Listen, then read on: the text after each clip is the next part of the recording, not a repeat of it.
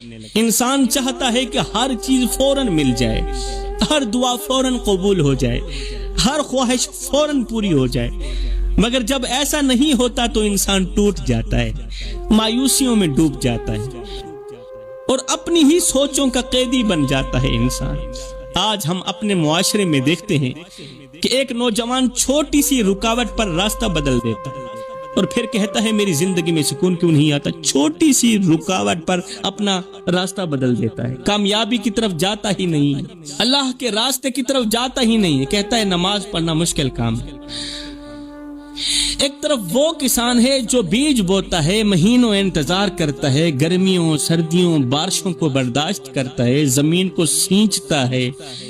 آندھیوں میں کھڑا رہتا ہے، دھوپ میں جلتا ہے، مگر امید نہیں چھوڑتا۔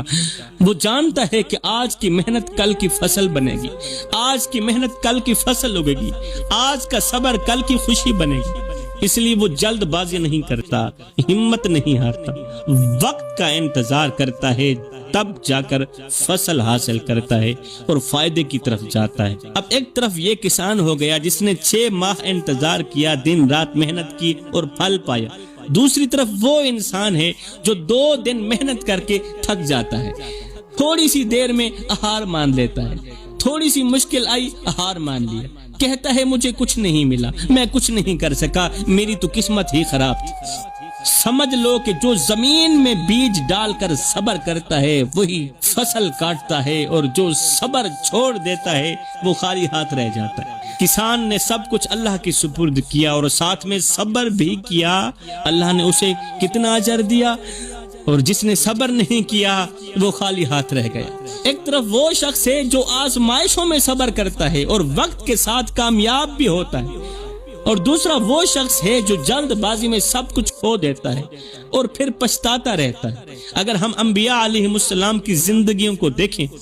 تو حضرت موسیٰ علیہ السلام کا واقعہ بھی ہمارے سامنے آتا ہے۔ میرے کریم نبی فرماتے ہیں کہ جب حضرت موسیٰ علیہ السلام اپنی قوم کو لے کر نکلے تھے، آگے سمندر تھا، پیچھے فرعون کا لشکر تھا،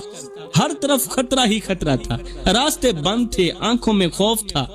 دلوں میں گھبراہٹ تھی۔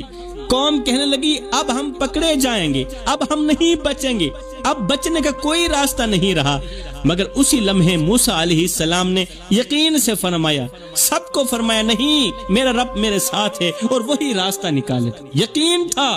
میرا رب میرے ساتھ ہے اور وہی رب راستہ نکالے گا۔ پھر اللہ کا حکم آیا، لاٹھی ماری گئی اور وہی سمندر 2 حصوں میں تقسیم ہو گیا،